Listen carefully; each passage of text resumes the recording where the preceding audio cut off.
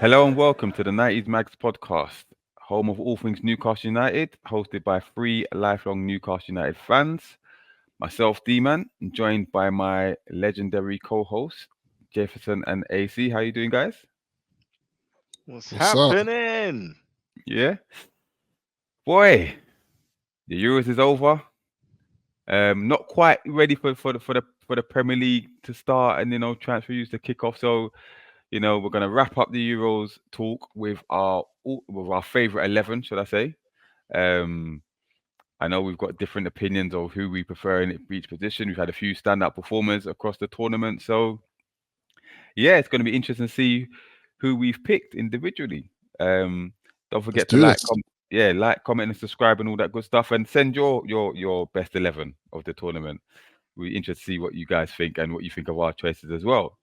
So without further ado, let's get to it. So we're going to start from the top with the goalkeepers. We'll start with AC. Who was your number one choice for goalkeeper? Well, for me, when I think about tournaments, you always think about with the goalkeepers, there's always like a goalkeeper who just stands out from the crowd. And it's always a player that it was never on the cards before this tournament even started.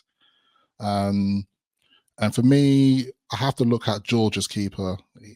This guy is such a good keeper. And it almost like cross references a little bit with Newcastle because I think we wanted to get him, and there's little rumors around that, stories around that.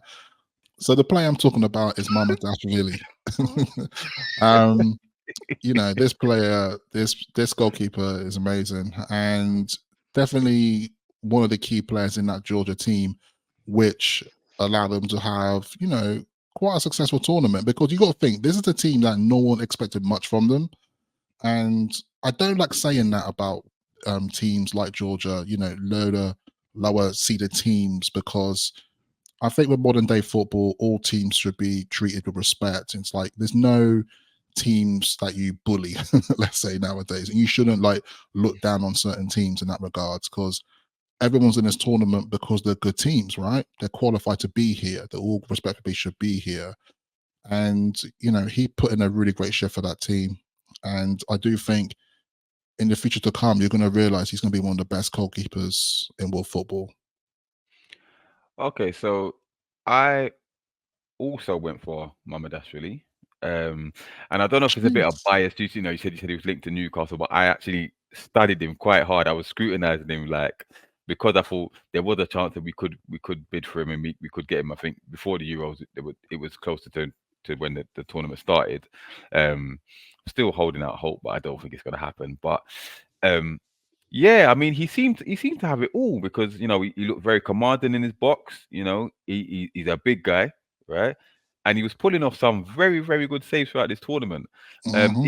Even when they got beaten convincingly by Spain, had he not been there, it would have been double figures. Like the saves he was pulling off was very impressive. And I heard he wasn't very good with his feet, but when I was watching him, he seemed to be quite competent with his feet. His distribution was good.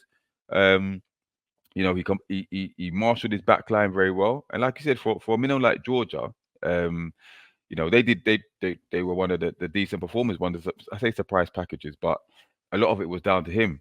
Um, and yeah, I thought he had probably of all the keepers, and obviously he's facing a lot of shots, so maybe he did stand out a bit more. But I was very impressed with him, very impressed with him. And the unfortunate thing for Newcastle is that I think we were looking at, I think it was 30 million or something like that, but his value has skyrocketed after this tournament. I think so. I don't think there's any chance of us getting him now. But yeah, he was my Today's price is yesterday's price is not today's price. Yeah, shout out to Fat Joe. but yeah, that was my number one choice. So Jefferson, who did you go for? Yeah, it's just interesting. I like what AC said about tournaments, and sometimes there's a focus on certain goalkeepers. And I remember growing up, you had is it Jorge Campos from Mexico in 1994 because he used to make his own kits and they were really colourful. mm. Also, you had like Rene Higuita because of the Scorpion kick, and Yeah. Ooh, then there was jeez. Jose Chilavert because of his free kicks. He used to score Mm. free kicks in 1998.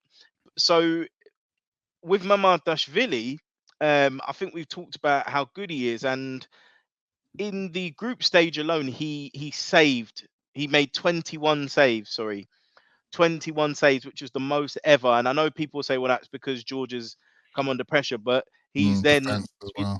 to be able to defend that is amazing.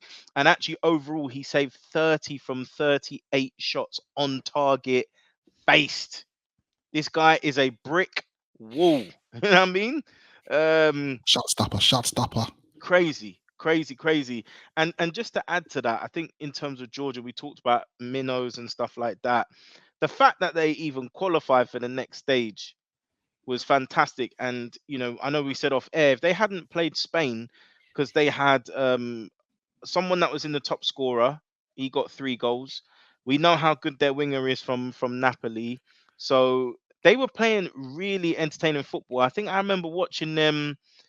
Obviously, there was the Turkey Georgia game, which is one of my favorites, and then there was the one immediately after England's last minute winner that Bellingham scored. That game, actually, that might have been Spain. I think they played Spain that game. The Mm. first half was, I think, 1-1, and they Yeah. went Mhm. toe to toe with Spain. They had quite a few chances actually, Yeah, but they I were think challenging them. you can attack when you feel confident with the guy between the sticks. Do you know what I mean? So listen, he's a stalwart and he has to go. He just has to go in this best 11. Okay, so clean sweep. Let's see if there's many of those that's moving forward. So let's go on to left back, right? So I'll start with this one. So my choice was Mark Cucurella.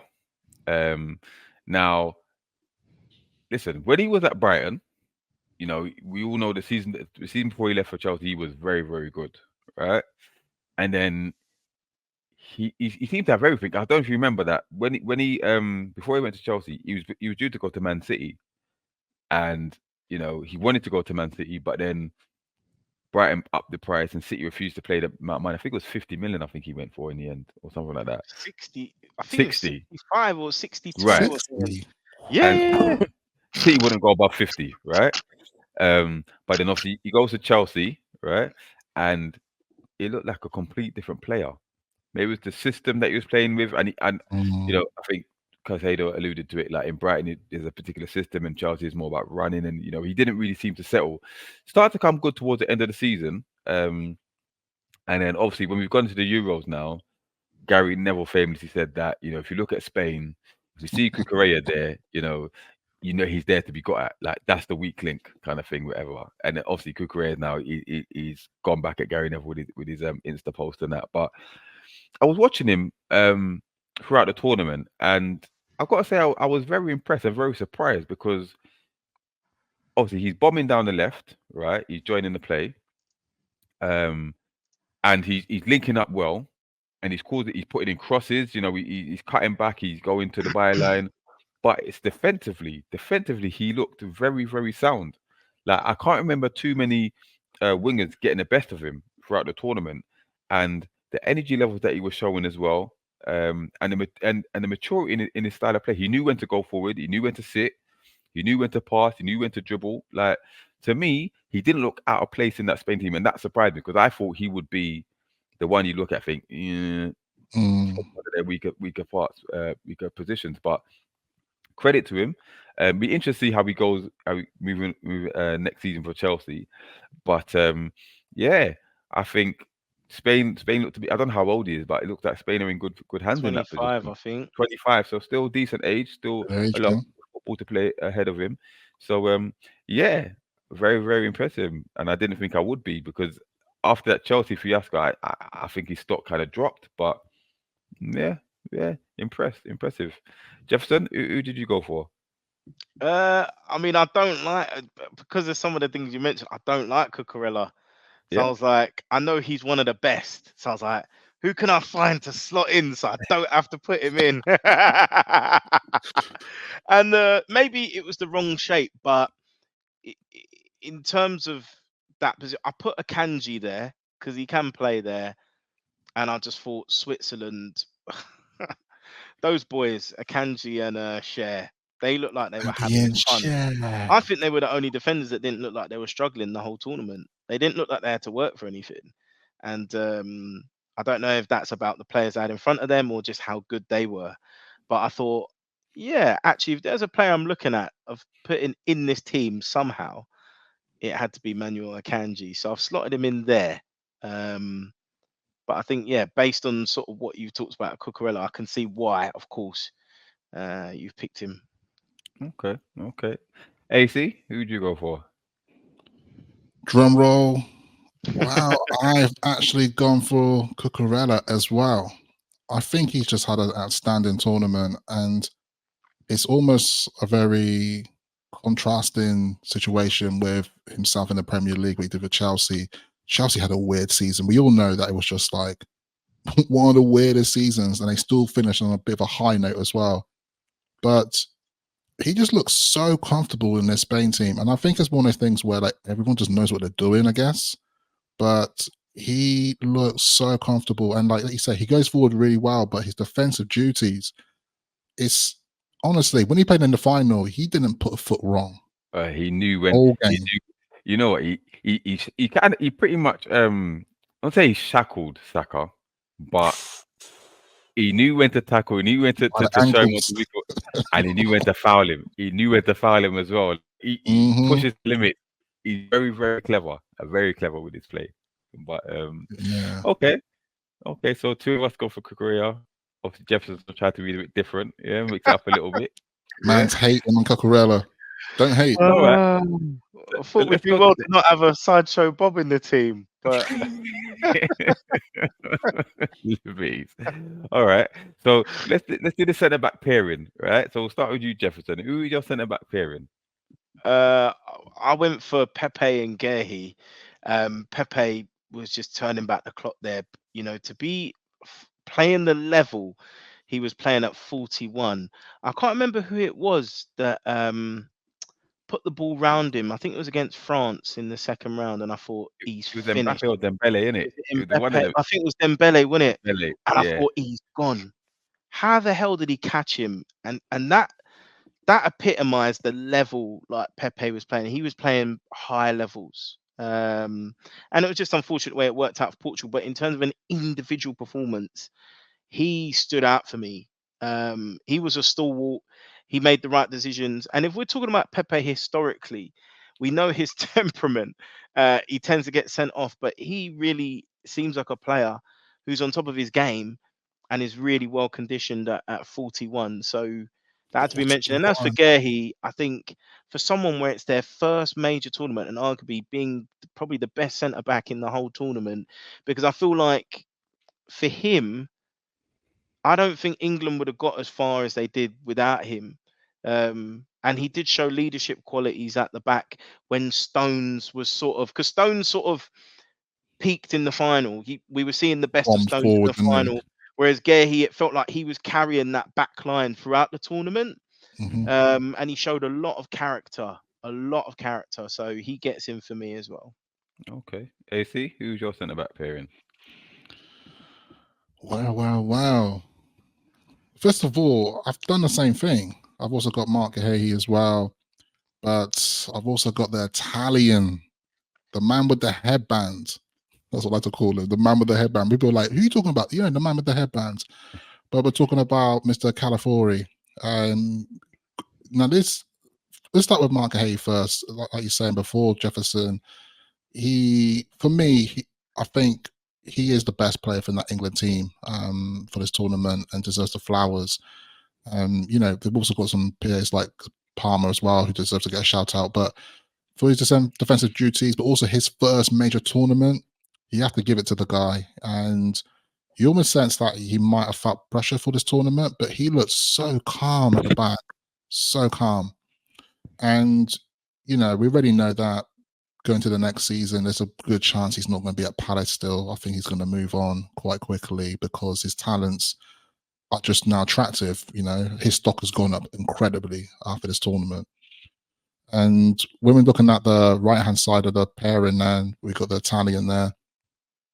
This guy is just so good. It's one of the things where, like, historically, I love watching Italy play. I'm just that guy. I love watching Italy play because they play a different type of football where it's more of a patient game, and they just love defending. The Italians love defending. Italians love defending. It's a passionate about it. They Not many other celebrate like countries. a goal, innit? They celebrate a Yeah, tackle like a goal. not many other countries celebrate defending like Italians do, and they just breed good defenders. It's a conveyor belt of good defenders, and this guy's next in line. We already know as well that there's a few clubs. I think we know now that Arsenal after him. I think. They're favourites to sign him, yet. Oh man, and I think it's gonna be nice to see him in the Premiership. Obviously, it's gonna be not nice to play against him, but a big talent to watch out for, and I think he's just definitely one of the best at shootout. From Bologna, right? Hmm. Yeah, they finished fourth, so I mean they qualified for Champions League. Yeah, So it I speaks, think they might get raided by for their talents, yeah. Bologna. Because But Xerxes already Bologna's gone got Man a lot of United, players. didn't he? mm, mm, okay. Well, I've gone for similar to you, Jefferson. I've gone for Pepe and Guehi. So we'll start with Interesting. Pepe, right? Now, like you said, what he's been doing at that age of his career, like 41 years old, is a madness, right? I will say, you talked about his temperament. I actually thought this brother should have been banned from football, yeah, because there was an incident when he played for Real Madrid About a man, yeah. when he booted that man about 10 times on the. He just lost it. He lost it. He was booting the man in his head and his chest, yeah, and I think he got a 10-game ban or something like that. But brother should be banned for life. But anyway, yeah, he seems to he's still got that dog in him, but he's calmed down a little bit to Got a channel his, dog in him. channel his temperament and that. But like I said, that incident with Dembele, yeah, that epitomized what he's about in this tournament, and arguably Portugal's most important player. Um, he's just, I mean, don't go. He looks ill. He looks sick, but he, You'd want to play with him than against him, innit? yeah, Nah, but he looks like a madman. yeah, a malnutrition madman. But nah, credit to him that to prolong his career and at that high level as well, and to have one of the best tournaments as a defender at that stage of his career, very commendable. And then you've got Guehi, right? So you said what needs to be said really, but what interests me is that with his pairings with John Stones, right? John Stones is known as the footballing centre back, but if you watch England play, it was always Guehi that was carrying the ball.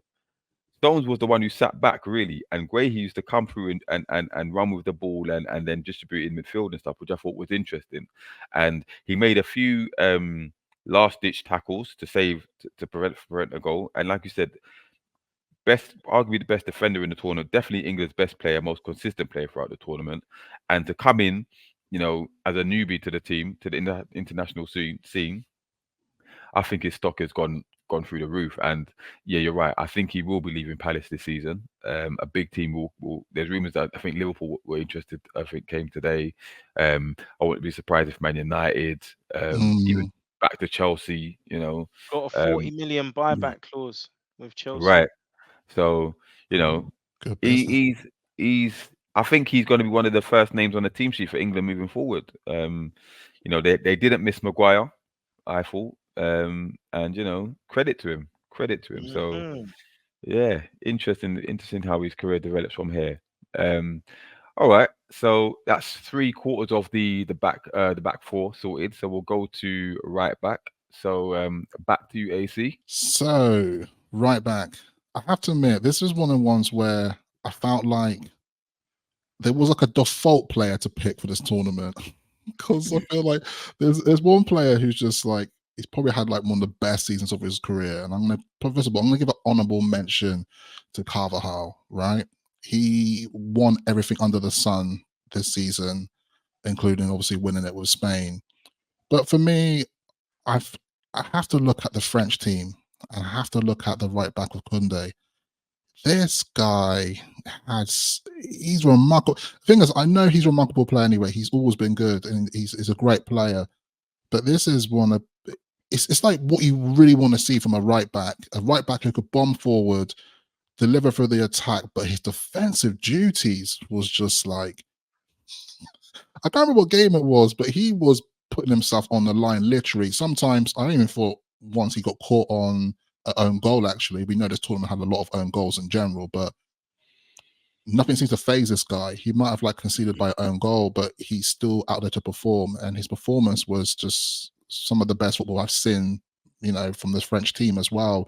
You have to remember this French team was a bit poor areas, but they managed to get quite far in the tournament, and I think that their defense did help them. And Kunde was one of those key people within that team that helped them progress.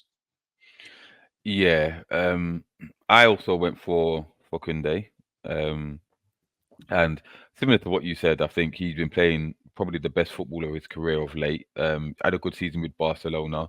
Chelsea were meant to get him before we moved to Barcelona. They were convinced that they had him, and then last minute he switched to Barcelona. Um, but he can play both roles. He can play the centre back and the right back. But right back, he seems to have excelled, especially for France. And you talk about coming up the battles that he had. I think he had. Did they play Portugal? Is it Rafael Leao? Mm-hmm. Had an interesting battle with him. I think at one point he got megged. He got nutmegged by him, but then he recovered really well. But very consistent. I think one of the positives from, like I said, a poor performing French team.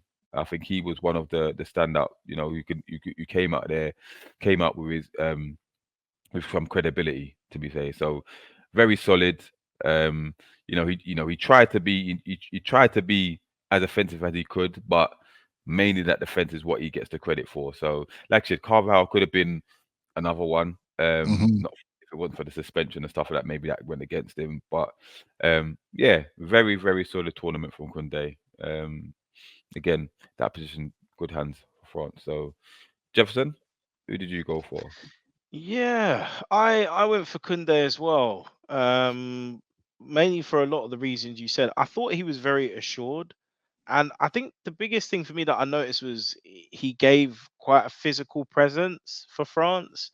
I felt like I do rate Hernandez, but he's a bit flary, and I think he's not as disciplined. I thought Kunde was really well measured and didn't take too many risks, but he was a solid presence in what was a very disappointing and underwhelming France team.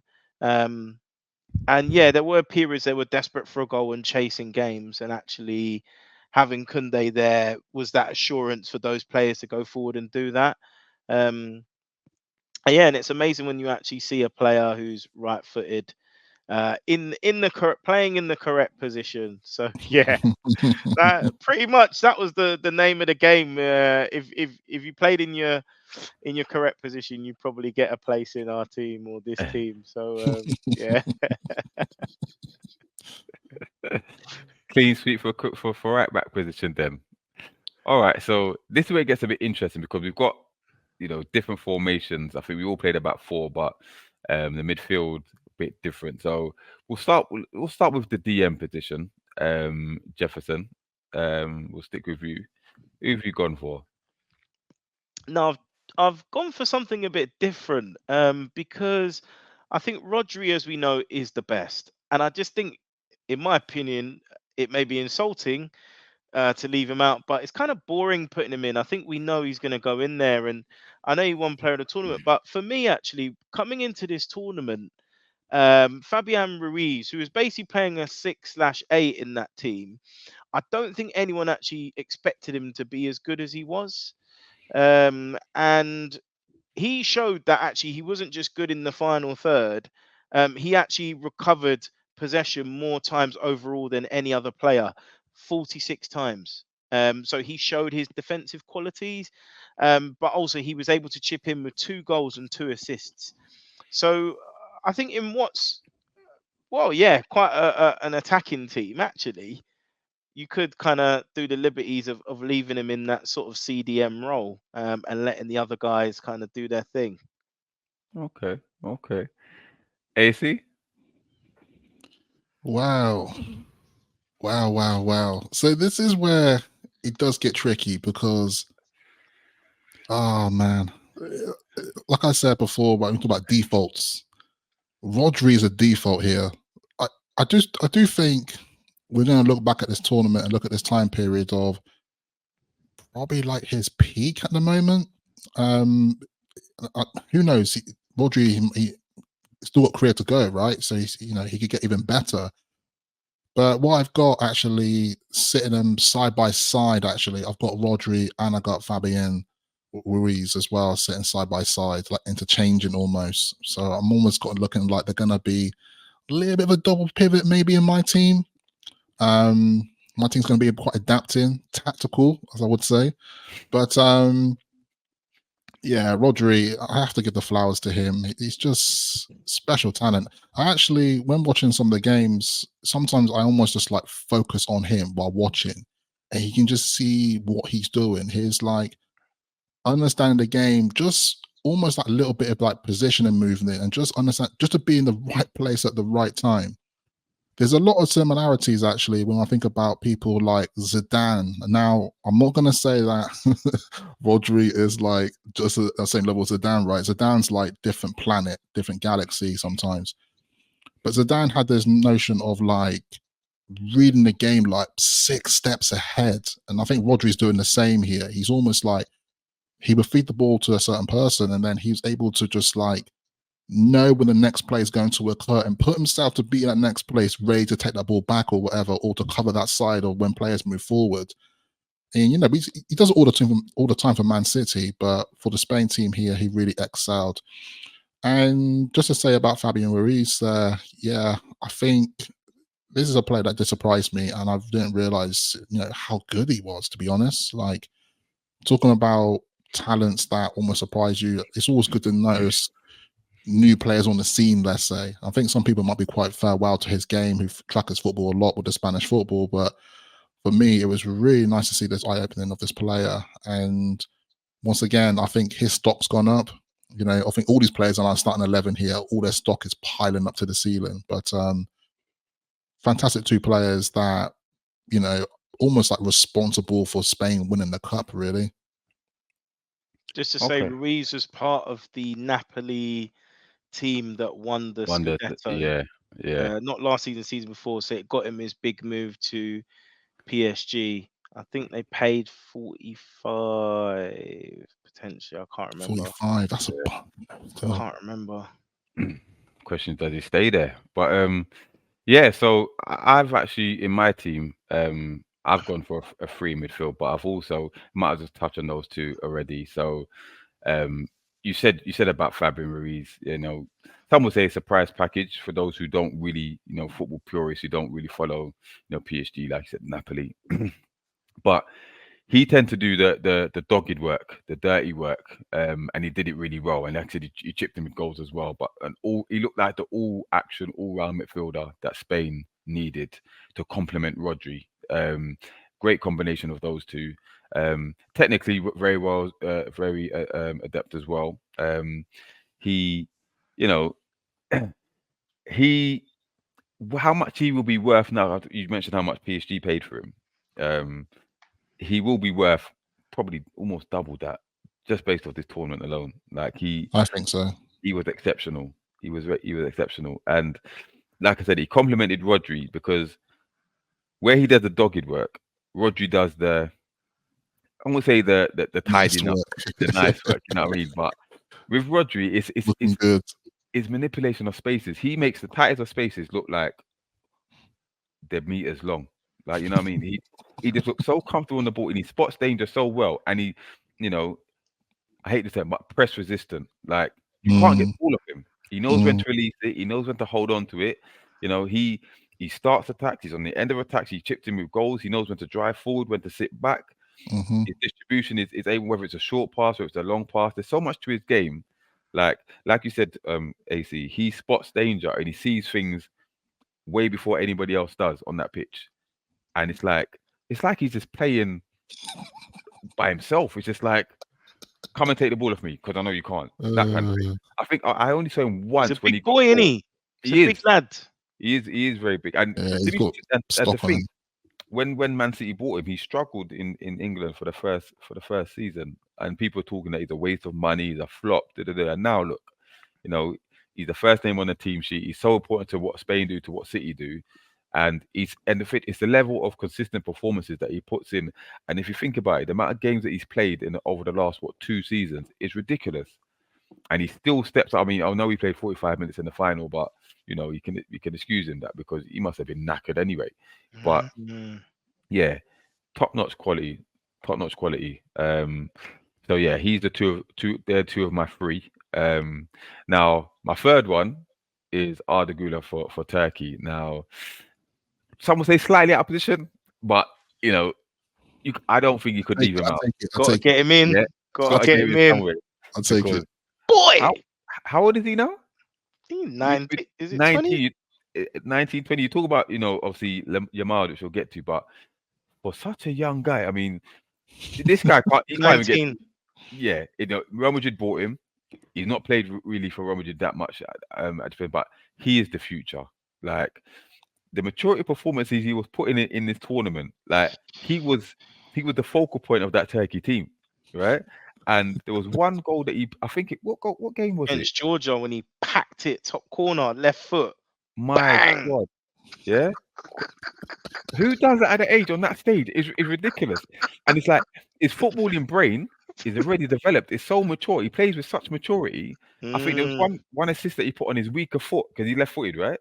He put it on Yeah. his right foot. The cross that he put over, like pinpoint cross. You think Saka could do that?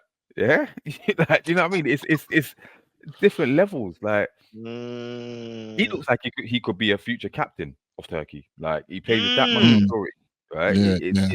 It's unbelievable. So the future is bright for him. It'd be interesting to see how he slots in at Real Madrid with all the talent they have. But one thing Real Madrid are kind of missing is that creative player, right? And he could be the Mm, answer to that, especially in midfield. That create, you're losing the Tony Cruz, you're losing Modric, whatever.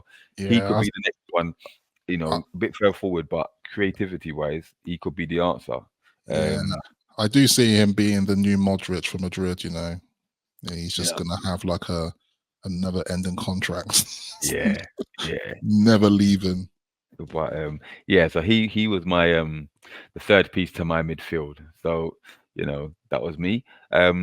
Let's go with AC. Man, there's so much talent now when it gets to this part of the pitch where I have to like give you a little bit insight. When first making this draft, I started realizing there's a lot of Spanish men in my team.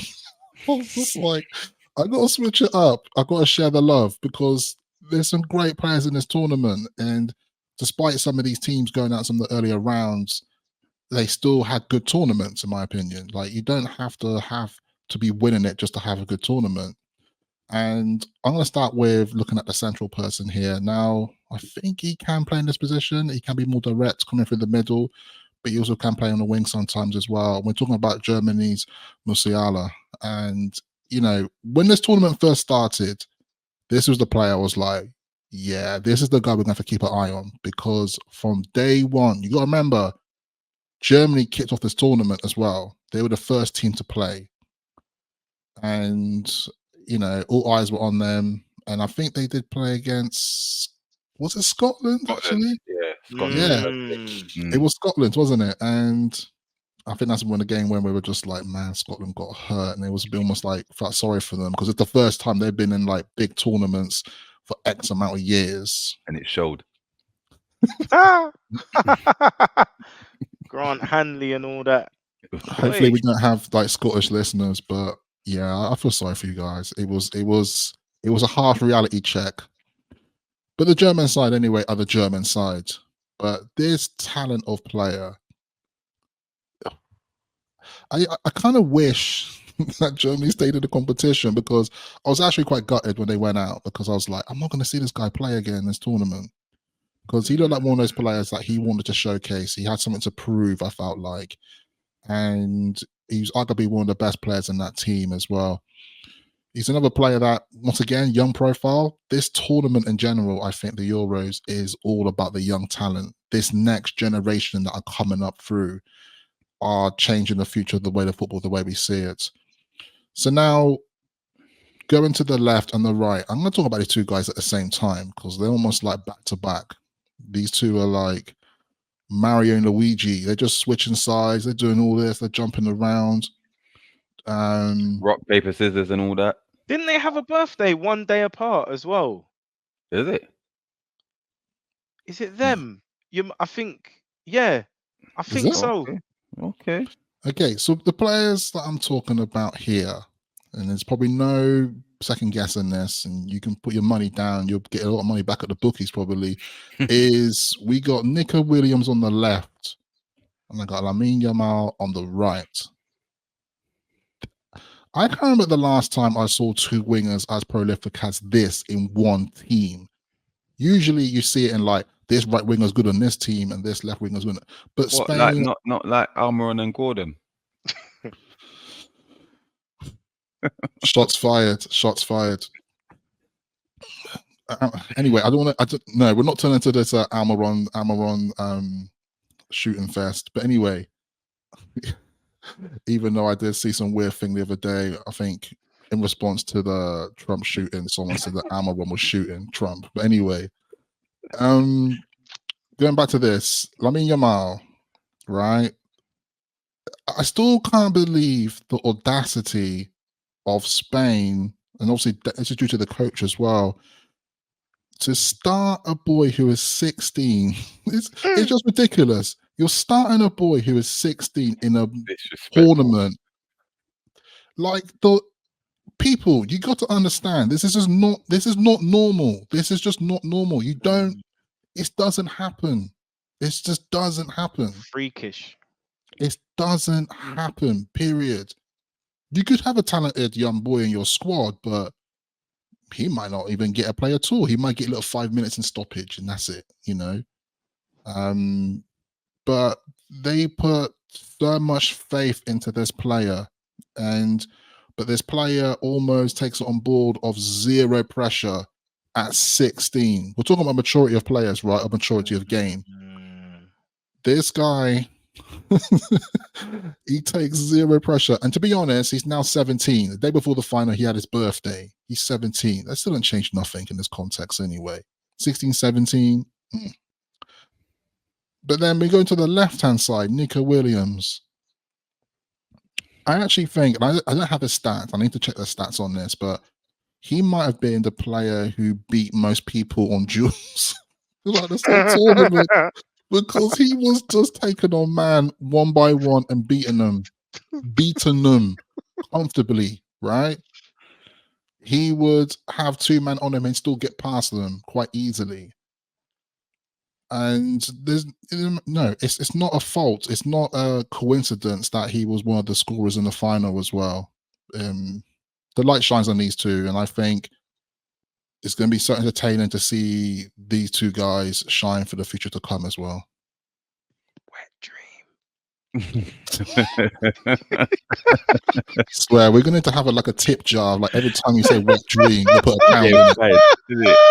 Millionaires, man, And in the then season. end of the season, right? You're gonna take us to We'll be Newcastle or quids something in. with that money, right? We'll be You quids can pay in. for my train fare or something. But yeah, listen, I went for let's go to two of my front three.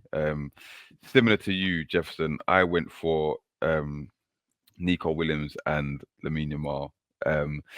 And you know, you said most of it, but I'll start with Nico Williams. Like he's a breath of fresh air, right? Because we see too much of these. The whole Pep kills football and blah blah. Like wingers that are afraid to run at players, right? And system wingers, they're afraid to express themselves and whatnot. This guy don't care, right? It's that he says, "Give me your best right back, and I'll destroy him." Like he really doesn't care. Like you said, the pace that he runs at, the pace, the trickery. He's strong on the ball. And it's the level of maturity of his performance as well. He knows when to pass it. He knows when to cut inside. He knows when to go down the flanks. And he contributes with goals as well. He scored. I think it was against. Was it Georgia when he's cut inside and he banged it, right? And obviously he's one of the best goals of the tournament. Yeah. Right. And he set pace against England with a neat finish as well. So it's not just the flicks and tricks; it's the key contributions that he's providing as well. And there's rumors that he's gonna go to Barcelona, which is going to be scary for the league if he does. Again with Yamal, but I'm not sure how old is he. I'm not sure how old he is. I know he's very young, but I'm not. Is he 22? Something like that? Nah, I think he's 21, is it? Yeah. Okay. Or Well, are he's they still he's focusing still very young, right? And Yeah, I think he's 21. I was going to say 19, but I think he is 21. yeah, but 22 just turned? 22, yeah. So to provide that level of consistency of performance that he's doing at 22, you have to take hat off to him. Like very impressive. So, again, Spain are in good hands. Spain are in good hands. And what impressed me is Spain weren't afraid to sub him. To just make sure don't get ahead of yourself, don't get gas. When you're starting to dip a bit, they to preserve him, but then he's back. Hmm. There was no petulance when he's coming off after like 55 minutes, something like that. Uh, Exactly. And again, I just want to say, good management. Good yeah, management. You yeah, pull your player off at 55 minutes, and it's not a problem. that's it, that's it, Not a and it's problem. the same with Jamal as well. And we'll get and moving on to him, this boy is special.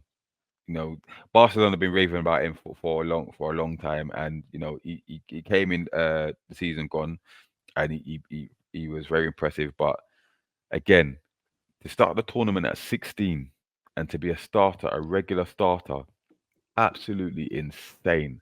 And again, the level of maturity in his performances, like he knows when to take on a man, he knows when to cut inside, he knows when to play it back. And I think he provided 4 assists in this tournament, right? And the record is Cristiano Ronaldo with 7, and he's done 4 in one tournament. So Wow. imagine what he's gonna do if he He'll continues on this break it. trajectory. He'll shatter it. Like it's and the wonder goal, the way he announced himself, because I think the game against Georgia, they were trying to set him up, wasn't scoring, and he said, "Just don't worry, I'll wait till the next game." And the goal that he scored to announce himself on the world stage with his first goal, first competitive goal for Spain, absolute ridiculous. That wonder of a left foot, like they breed him in La Masia, mate, because That's goal. he That's goal of the tournament for me. Do you know what done it for me? It wasn't Because even the strike. It was the way he moved the man. duppied That's yeah. Rabiot, He's just like bang, bang, bang. Whoop. yeah. And the thing He is, weren't coming back. Once the guy moved, he couldn't get there to block the yeah, shot. No and way. I like his confidence. I hope it's not bordering arrogant, but it's the confidence. Like um, when they beat France. I don't know if you saw the press conference when he walked in the press conference with a Ninja Turtle mask, ready to troll Mbappe in it, and they had to take it from him, kind of thing. But Oh listen, no. He I had want to beef hear, with Rabiot, didn't he? yeah, because yeah, that's Rabiot tried to take it. a dig at, let's say, listen, you done all right up to now, but when you come against us now, you're gonna have to perform a lot better, blah blah. We're gonna do this and do that to you, whatever. And then obviously he's put, I think, like basically Yeah, like real G's moving silence kind of thing. And then obviously because Rabiot's the one who he dubbied also, I the goal. think after that game, he must have like looked at the camera and was almost like, "What He said, about now?" or something "Yeah, like that. talk He did now." like He a said, "Talk reaction now." to it. Yeah, he said, "Speak now, speak Also, now." Yeah, we got to talk about this on the pod as well a little bit of the photo that's doing I the was gonna numbers say on the rounds, the social photo of media. Messi, where Messi looks Leslie like blessing him. Messi blessed him. Yeah, Oh my gosh. and the funny thing When he's is, right? holding him as a baby. Yeah. Yeah. So the funny thing about that is like everyone said that Mm. Messi blessed him, whatever, whatever, and his dad, Jamal's dad came out and said, "Oh yeah, maybe he blessed Messi." Yeah, and then and then what's Ooh. even funnier is that I don't know. Obviously, Messi just won the Copa America, right? And then there's another photo of him after he's won. So he's holding another baby in it. So they're like, "Rah, who's this now?" Like, what I Yeah, he's holding some baby on the podium. Everyone's like, "Who's this big baby he Oh blessed my him?" gosh. Yeah, but listen, and again, I touched it in the previous pod, but the two wingers, like they brought a new dimension to Spain's play because Spain, we know about the passing and whatnot, but the fact Mm, they can switch it up with the two direct winners, you they got can two hit you direct in the wingers, yeah. counter, dangerous, absolute danger. So, credit to them both. Credit to them both. So that was my two of my front three. Jefferson, who have you gone for? Your attacking rather than your striker. Wow. Yeah, as you can see, I've got an interesting formation going on here, and there's a lot of Orthodox. similarities. Just to Southpaw, say as man. This is a well, Southpaw football, this is. I'm telling you, if these lot all go forward, poor little Fabian Ruiz is going to be left by himself. So I clearly did not think about the defensive side of the game. But just to say about Nico, I mean, with his goal in the final, he became the youngest player to score in a final since 1968. So to add to that in terms of Nico, he's created history. He's created history. We've talked about him in Yamal, so I'm not going to go into that too much because I echo everything that you guys have said thus far. But I think Danny Olmo, he's another one where, similar to Ruiz, yes, we've seen him do bits for Leipzig, but I don't think anyone really thought he'd be as good as he was. And another reason I put him in, I mean, if I don't know what UEFA were thinking, they changed the rules, right? And because of that, now I think is it 5 players or 6 players are sharing the golden boot. But if they hadn't have changed the rules, it would have been Danny Olmo who was the sole top scorer, based on the fact that he's got not just 3 goals but 2 assists, so 5 goal contributions, which I think was the most in the competition. So for that alone, as a pure attacking force, he has to be in the team. And I wish the way he plays is how I wish Foden would have played for us. Um, Very attacking, but mucks in as well. Um, in terms of trying to win the ball back as well. He was making them tick, and there's similarities. Obviously not on the level of Messi, but like where you're able to find those spaces, and you're like, how the hell has he popped up there? The little It's so pockets. Yeah. congested, like, and then he's collected the ball, he's laid it off, bang, 5 yards in front, he's got another. I'm like, rah, how does he do it? So you know what? Without a question of a doubt, he will probably go to one of the bigger clubs. He's looking like Bayern at the moment, but I've heard Barca are interested as well. Man City are also interested. Mm. So let's see. Let's see what happens. In terms of Arda Güler, now for me, he's been one of my favourite players of this tournament because he's another one that's come in with hype. And again, for someone so young who hasn't played much football this season, he showed so much character in Turkey. And you know how them man get down. They're rugged man. They They express don't themselves, they play. don't play, and he looked like a leader. And I watched him very closely. Obviously, the Georgia Turkey game was like probably my favorite game in the whole tournament, and for me, it's a toss up between him and Yamal for the goal of the tournament. But obviously, I'll probably give it to Yamal. But yeah, for me, Gula scores one of the goals of the tournament, and he expressed his personality out there. So those traits for one so young indicates we've got a real star for the future there. Very unlucky to be on the losing side in that quarterfinal against Holland. Very unlucky because I felt he was pulling the strings, he was dictating that game, and I was a bit upset for him when they went out. Okay. So that covers most of our attacking players. Now we're gonna come to the striking position. Now we have to put a little, I say disclaimer in there, but the level of striker performances was an absolute abomination this tournament. Like I don't think anybody can think of one outstanding or one decent striker uh performance in this whole tournament. It was absolute. Memphis Depay. Memphis Depay. Listen, don't get me started on that guy, right? But I'd say if you said Weghorst, I'm going to give you some more credibility. But Boy. it was the standard was very poor. So um, we didn't have much to choose from. So I'll start with my selection. What do you So mean, D-man? Own goals. oh Own yeah, goals, what, OG, 13? We could have OG, we could have put yeah. OG up You front. know what? That would have been perfect. That would have been perfect. Yeah, Oh, gee. the only one that turned up.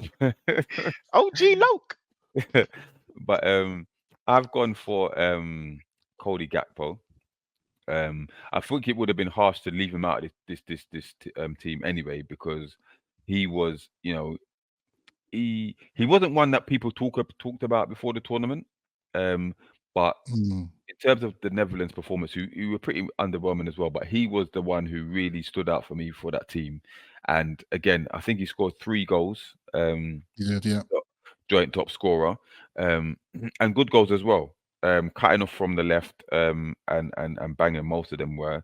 But he created a couple goals as well. I think he created one goal. I think it was when he down the byline Mm. and he cut it back.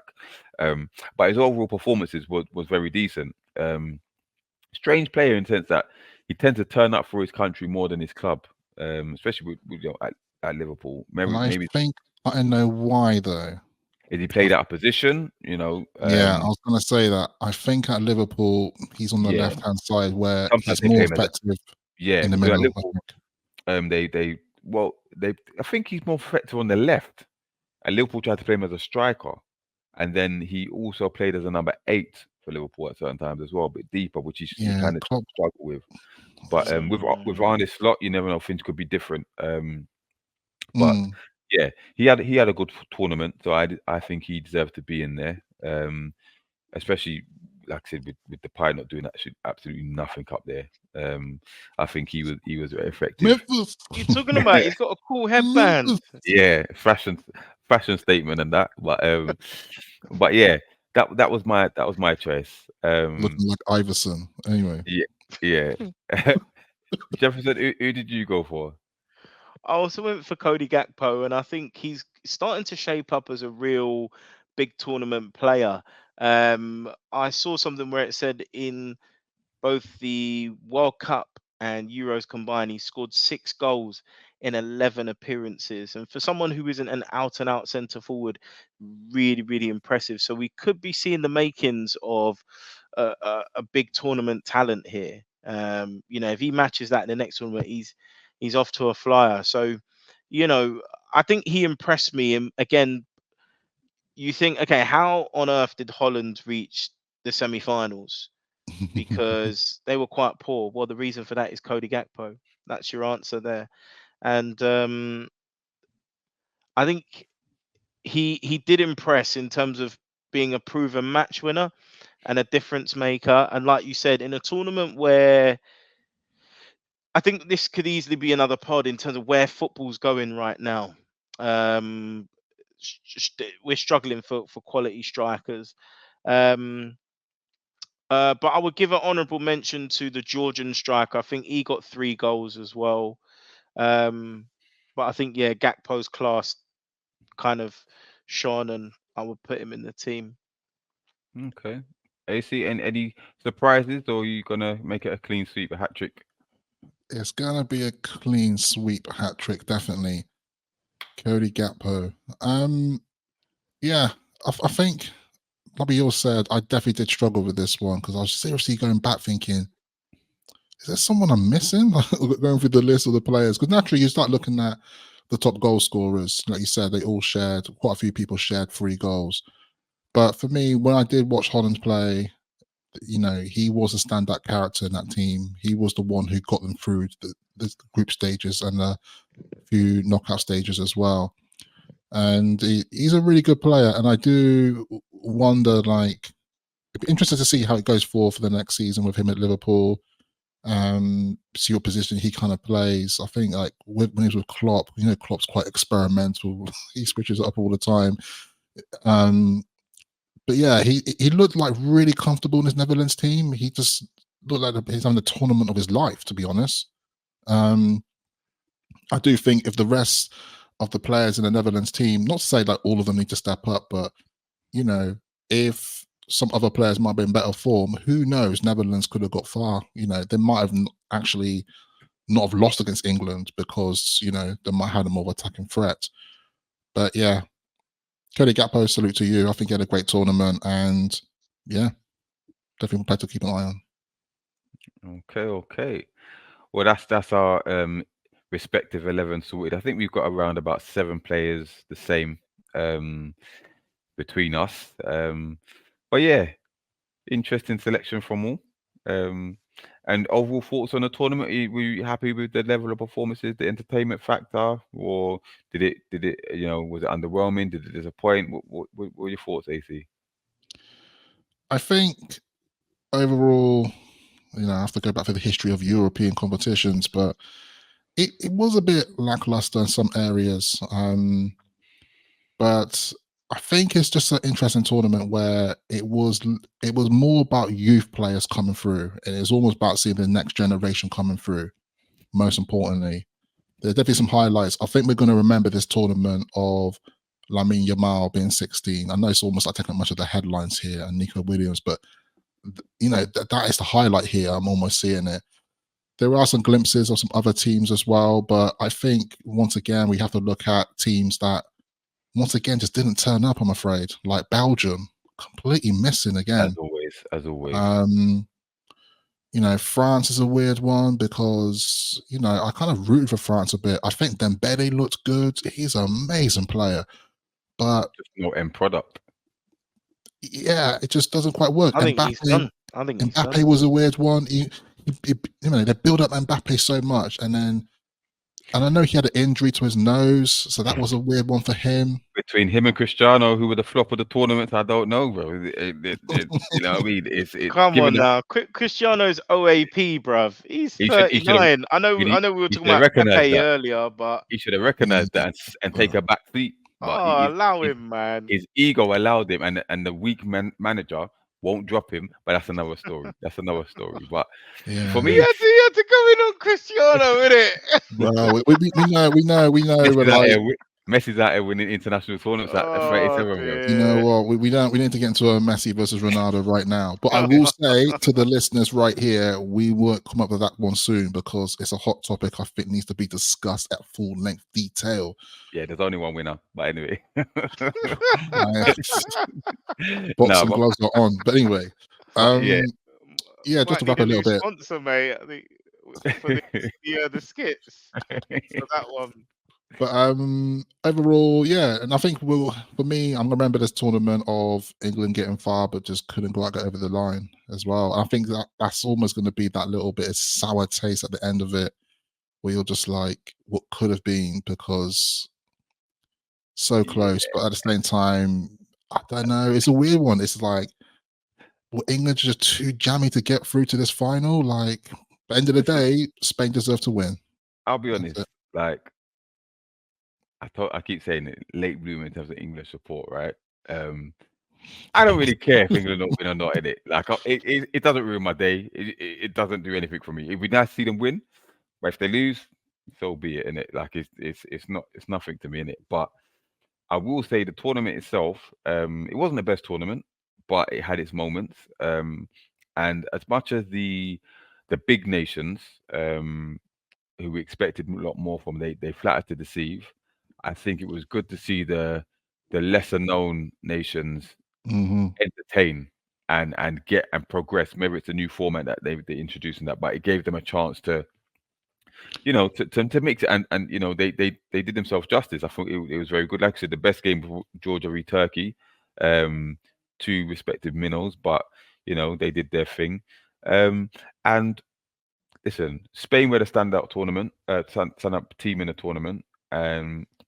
I loved watching them play, and I'm happy that they won it in the end because I thought they played the best football out of everybody. But yeah, like I said, it was one for the youth players to announce themselves on the big stage, Hmm. and a lot of them took the chance and ran with it. So yeah, from that respect, in that respect, it was good to see. Jefferson. Yeah, it was an interesting tournament. I don't think it's one for me that's going to remain in the memory. I felt like there wasn't enough stadiums being used, and also the quality of the pitches were probably some of the worst I've ever seen. Some of the games had a really good atmosphere, and some of them didn't. So I felt it was a really weird, sort of inconsistent tournament. I think it was one where individuals definitely stood up to be counted to say, "Hey, I am here," and if you didn't know it, I am here. And we've talked about some of those. Um, for example, the goalkeeper, Yamal. We've talked about some of these individual talents. But I think the Euros is an interesting tournament to watch now and in the future because I always felt it was probably one of the hardest tournaments to win when it was just 16 teams. And it always felt it was all pretty much the best v the best. And I think there has been that little bit of a dilution since they've brought the minnows in, the extra 8 places. Mm. But I've noticed some improvements already. And one of them is, for example, Albania. They look a lot more technically improved. Like they were matching Italy. It was a close game. Like I think Italy just snatched it in the end 2-1. But there's an example that as the years go by, some of these nations will improve. And like we talked about earlier, Georgia being able to qualify for the knockout rounds, you know, if you go back, it's almost unheard of. You know, these are the sort of teams in qualifiers you'd whack them 5-6-0. Now they're making knockouts of qualifiers. So maybe there is an argument for the tournament being broader and having sort of these so-called minnows involved. Um, but yeah, I think, listen, it was, for me, it was France's tournament to win.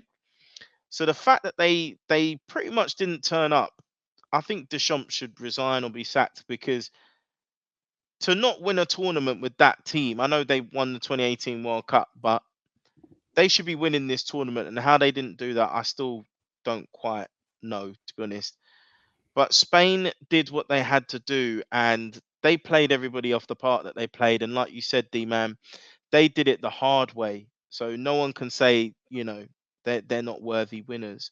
So if Mhm. there's something to remember, it's that Spain have shown that if you stick to your identity and you don't have any big stars, you can be a greater sum of your parts and outshine everyone. And it's a shining example or a template of how to play and how to coexist as a team. And I think that's a perfect way to end it. Um, so yeah, thank you all for watching, listening. Don't forget you can catch us on the YouTube and audio versions on Spotify and Apple Podcasts. Don't forget to like, comment, and subscribe. Leave your own individual best 11s so we can compare as well. And whose of us threes do you think was the best?